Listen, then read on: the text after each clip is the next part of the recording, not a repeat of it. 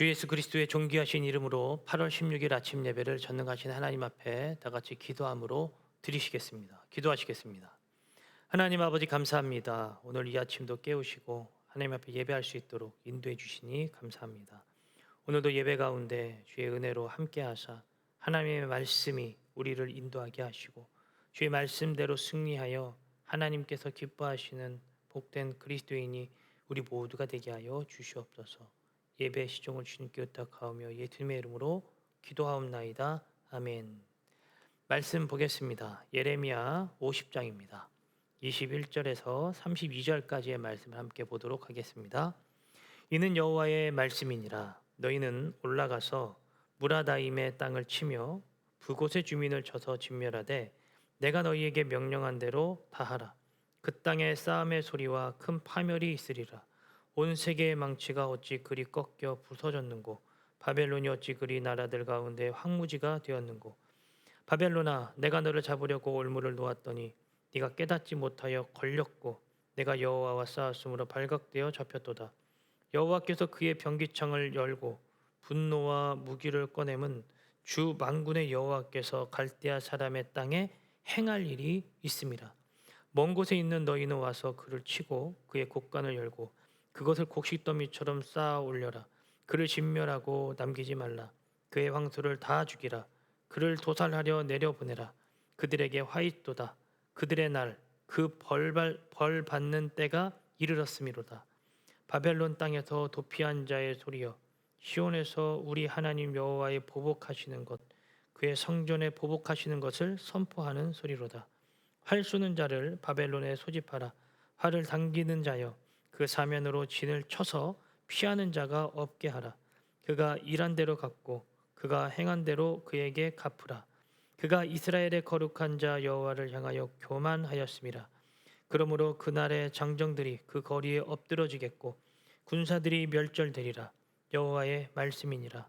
주 만군의 여호와의 말씀이니라. 교만한 자여 보라, 내가 너를 대적하나니 너의 날 곧 내가 너를 벌할 때가 이르렀음이라. 교만한 자가 걸려 넘어지겠고 그를 일으킬 자가 없을 것이며 내가 그 성읍들에 불을 지르리니 그 주위에 있는 것을 다 삼키리라. 아멘. 네, 오늘은 예레미야 50장 21절에서 32절 말씀, 계속해서 이 바벨론에 대한 멸망에 대해서 말씀을 드리고 있습니다. 여러분, 이 땅을 살아가면서 우리들이 가장 경계해야 할 대상이 누굽니까? 대적 악한 사탄입니다.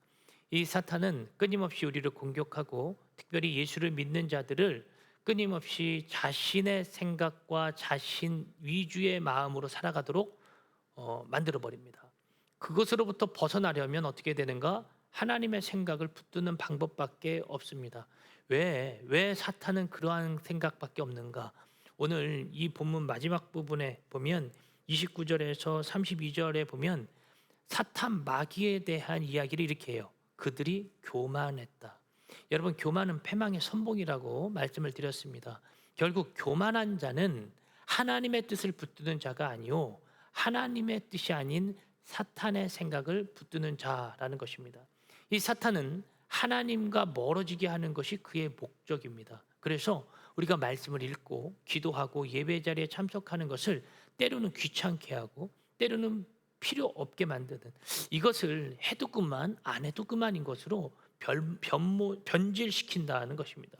사탄은 우리에게 변장하여 나타납니다. 때로는 위로의 존재로, 때로는 우리들을 즐겁게 해주는 존재로, 마치 그것이 이 땅의 진짜 진리이고 그것을 추구해야만 이 땅에서 승리자가 될 수 있는 것처럼 우리를 끝까지 속이는 것입니다. 그런데 세상 말미에 가서 보면 그가 끝까지 우리를 속여서 마침내 지옥 백성으로 만드는 것이 그의 목적이었다는 사실을 마지막 시대 때 알게 되어져요.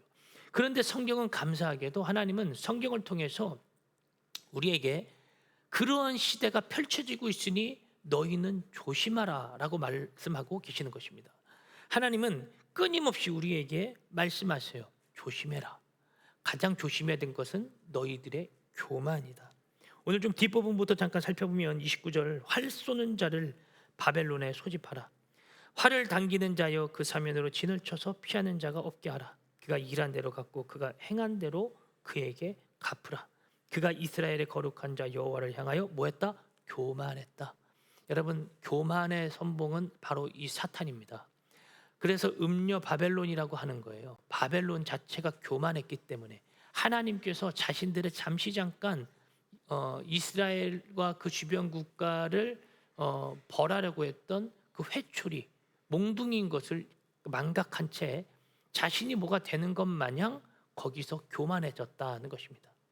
여러분, 사탄은 사실 천사였잖아요. 근데 그 천사가 타락했습니다. 하나님께로 올려지는 그 영광, 그 찬송, 그것이 부러웠기 때문이죠. 그래서 그 찬송을 맡았던 그 사탄 마귀가 결국 그 천사가 타락해서 마귀가 사탄이 된 것입니다. 사탄이 되어졌던 그 존재, 그는 교만했습니다. 왜 타락했는가? 왜 무너지는가? 교만하기 때문에. 교만은 어디서부터 오냐면 남의 것을 탐내는 것에서부터 오기 시작합니다. 바벨론의 교만은 바로 거기서부터였습니다. 우리들이 다른 나라를 약탈하고 그 국가를 점령해 가면서 내 것으로 조금씩 만들어 가면서 이것이 마치 내 것인 양 느끼는 것이죠. 여러분, 돈에 독선이라는 것이 있습니다. 그러니까 내가 갖고 있어도 내 돈, 보여도 내 돈. 이게 무슨 말이냐면 물질이라고 하는 것은 인간으로 하여금 계속해서 자신의 것으로 만들려고 하는 이런 메시지가 외쳐지는 물질입니다. 돈을 보면 나 좀 가져가라는 거예요. 내 것이 아님에도 불구하고 그 물질을 봤을 때 자꾸 나에게 외치는 것 같다는 것이죠. 여러분, 사탄의 모습이 바로 그와 같습니다. 사탄은 아주 그냥 초창기 때부터 그는 성경 요한복음 8장 44절에 보면 거짓의 아비고 그 안에 참된 것, 선한 것이 있을 수가 없다라고 소개하고 있습니다. 그러니까 이 사탄의 생각 속에는 항상 약탈하고 점령하려고 하는 것밖에 없는 거예요. 그러다 보니까 그것이 자기 것이 아님에도 나중에는 교만해져 가는 것입니다. 그 교만은 결국 그 땅을 파멸로 만들어가는 것이죠. 30절, 그러므로 그날의 장정들이 그 거리에 엎드러지겠고 군사들이 멸절되리라. 여호와의 말씀이니라. 주 만군의 여호와의 말씀이니라. 교만한 자여 보라, 내가 너를 대적하나니 너의 날 곧 내가 너를 벌할 때가 있음이라. 여러분, 사탄은 알고 있습니다. 그가 마지막에 멸망한다는 사실을. 그러나 우리들에게는 그 사실을 말해주지 않습니다. 나를 믿고 따라오면 건재할 거야. 이 땅에서 잘 먹고 잘 살 수 있을 거야. 그것이 사탄의 계략이죠. 그래서 우리들이 끊임없이 말씀을 읽고 의지하고 기도하는 것은 무엇이냐? 그 사탄의 계략을 분별해야 되기 때문입니다. 하나님의 뜻이 무엇이고 사탄의 뜻이 무엇인지를 분별할 수 있는 영적 분별력이 우리 안에 있어야 되는 것이죠. 사탄은 결국 멸망할 것입니다. 그때가 정해져 있습니다. 32절 보세요. 교만한 자가 걸려 넘어지겠고 그를 일으킬 자가 없을 것이고 내가 그 성읍들의 불을 지르리니 그 주위에 있는 것을 다 삼키리라. 사탄은 언제든 결고 넘어지겠고 그는 쓰러지고 무너질 것이다. 그가 일으켜 세워진다? 그런 거 없다는 것입니다. 하나님은 그 땅을 멸망하기로 작정하셨기 때문에, 사탄을 멸하기로 작정하셨기 때문에 아무리 그가 지금 잘 나간다 하더라도 그 땅이 멸망되어지는 것은 기정된 사실이라는 거예요. 여러분, 우리는 역사를 통해서 알고 있습니다. 바벨론, 이 땅이 멸망했다는 사실. 또 역사를 통해서 알 수 있습니다. 그 땅은 건재했다는 사실. 또 역사를 통해서 알 수 있습니다. 그 땅은 강했다는 사실. 그러나 그 땅이 현재 존재하나요? 그 땅은 건재하지도, 그 땅은 세상에 영향력을 끼치지도 못할 만큼 아주 연약한 국가가 되어지고 말았습니다. 그를 일으킬 자가 없을 것이다. 현재까지도 일어나지 못하는 국가 아닙니까? 결국 그 국가는 멸망당한 거예요. 하나님의 뜻을 따라가지 않고 자신의 뜻과 자신의 생각을 따라갔던 국가는 멸망해 가는 것입니다. 하나님은 당시 바벨론을 이렇게 또 소개하고 있습니다. 23절 말씀. 온 세계의 망치가 어찌 그리 꺾여 부려졌는고, 바벨론이 어찌 그리 나라들 가운데 황무지가 되었는고. 하나님이 그때 당시에 이 바벨론을 또 어떻게 사용하셨다고요? 온 세계의 망치로 사용하셨다는 거예요. 여러분, 망치는 무엇입니까? 도구입니다. 도구가 스스로가 힘을 낼 수 있나요? 도구는 스스로 힘을 낼 수가 없습니다. 말 그대로 도구는 어떤 사람의 손에 붙잡혀져야 힘을 쓸 수 있는 거예요. 망치로, 오늘 망치라 그랬는데 망치로 예를 들어보면 망치가 존재한다는 것으로 우리에게는 두려움이 있을 수 있을 것입니다. 근데 망치는 아무것도 할 수가 없죠. 망치를 누군가가 손으로 붙드는 순간 그때 그거는 위협, 살인적 무기가 될지 아니면 어떤 도구가 될지 결정되어지는 것입니다. 자, 누가 붙드냐에 따라 그것으로 하여금 그것의 진정한 힘과 영향력이 나타나는 거예요. 붙들리지도 않았는데 어떻게 그 도구가 힘을 낼 수가 있겠습니까? 바로 바벨론은 하나님이 그렇게 사용하셨기 때문에 순간 그런 힘과 그러한 능력을 발휘할 수 있었던 것이지, 하나님이 내려놓고 그것을 그냥 버린다라면 여러분 그냥 도구에 불과한 거예요. 그러니 여러분, 우리도 이것을 기억해야 됩니다. 하나님은 어떤 분인가? 하나님은 온 세상을 이끌어 가시는 하나님이다. 바벨론이 멸망할 때, 페르시아에 의해서 바벨론이 멸망할 때 여러분, 바벨론의 멸망의 모습을 보고 많은 사람들이 야, 페르시아 대단하다, 역시 고레스가 그래도 일은 잘하는구나, 이렇게 막 환호성을 친 사람들도 있을 거예요. 야, 그동안 바벨론 때문에 힘들었는데 페르시아 제국은 이제 좀 낫겠지 싶었을 거예요. 그러나 여러분, 페르시아를 도구처럼 사용하시는 하나님을 우리는 봐야 되는 것입니다. 페르시아가 문제가 아닙니다. 페르시아 뒤에서 누가 역사하고 계시는가, 페르시아를 사용하시는 하나님은 어떤 하나님인가, 우리가 그것을 아는 것이죠. 바벨론을 볼 때도 마찬가지예요. 바벨론아, 너희들 지금 그렇게 생각하면 안 된다. 너희를 잠시 도구로 사용하고 계시는 그 하나님을 알아야 되는 거예요. 우리는 보여지는 것에 참 많이 무너집니다. 보여지는 것에 유혹을 많이 당하는 존재예요. 그래서 보여지지 않는 것, 진짜 그것을 움직이는 그것이 무엇인지를 보지 못해요. 이 세상의 역사를 보고 수많은 것들을 우리들이 기억할 때에 우리는 이것을 기억해야 됩니다. 하나님은 역사의 주관자라고 하는 사실을 말입니다. 그분이 역사의 주관자인데 그분이 역사의 주관자라는 사실을 무시한 채 내가 하고 있는 거야, 내가 잘난 거야. 여러분, 그 생각을 갖는 순간 우리는 무너질 수밖에 없다는 거예요. 복화술의 아주 대가인 안재우 소장이라는 분이 계십니다. 그분이 복화술을 하면서 깡미 아주머니인가 뭐 그런 인형을 가지고 나옵니다. 그러면서 그분이 그 인형을 갖고 복화술을 이렇게 막 하다가 교회에서 복화술을 막 하다가 메시지에 항상 이런 여운을 남기세요.